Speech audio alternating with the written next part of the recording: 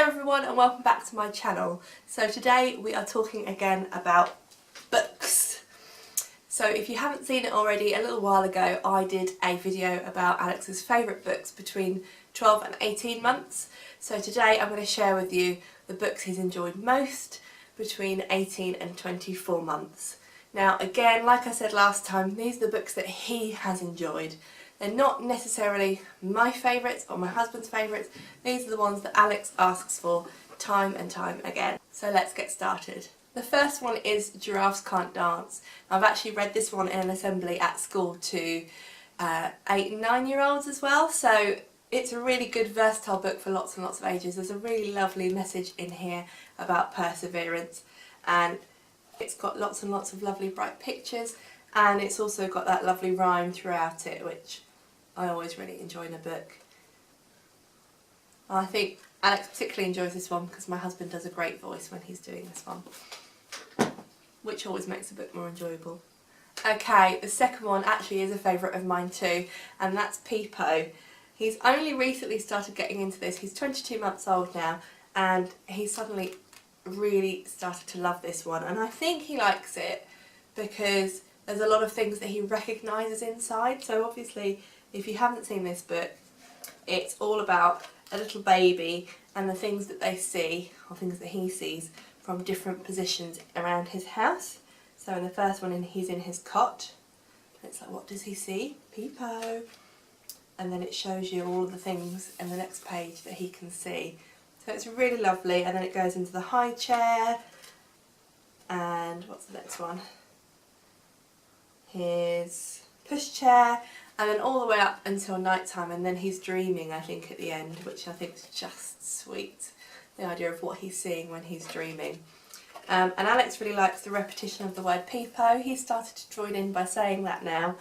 He'll sit and flick through this book himself, and every now and again, in amongst his babble, he'll go Peepo, which I think is just adorable.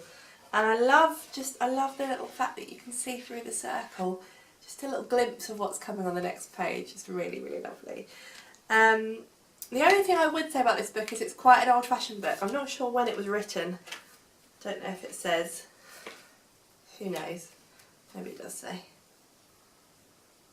1981. So a lot of the illustrations are old-fashioned, and some of the things we don't have anymore or look very, very different nowadays. So that's the only thing I would say about it, but I just think it's a beautiful book. Okay, the third one, classic Julia Donaldson book, and it's Room on the Broom. Again, I think Alex likes this one particularly because my husband enjoys it and he likes reading this one to him, so he puts on all the funny voices.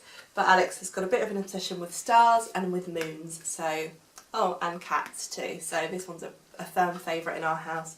And as with all Julia Donaldson books, it's got a lovely rhyme all the way through, lovely rhythm, and lots of lovely pictures in it as well to see. So, highly recommend that. I'm sure you've read lots of Julia Donaldson. Okay, number 4 is Hoot. This one we picked up in a Smith's toys store in the UK, if you've got one near you. I haven't seen it anywhere else, but it's a really fabulous book. We picked this one up because we didn't really have any books that were encouraging number, and we thought this one was quite cute. I like the little holes where their eyes are.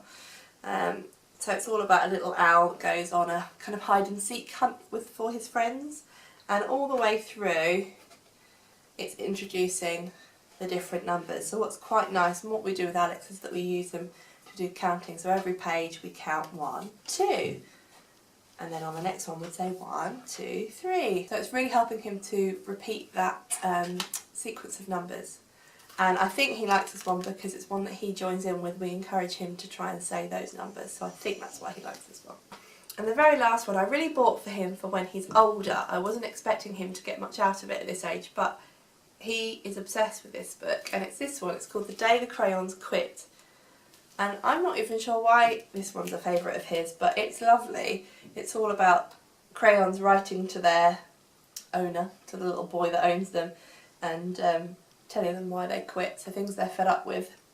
So things like, I think the blue crayon gets fed up because he's getting overused because it's his favourite colour. So a really, really nice one if you haven't got this one already, but better for older children, I think. Lovely illustrations. And you could do lots of work with your crayons, of course, once you've read this one through. Okay, thank you very much for watching, and I'll see you again next time. Bye!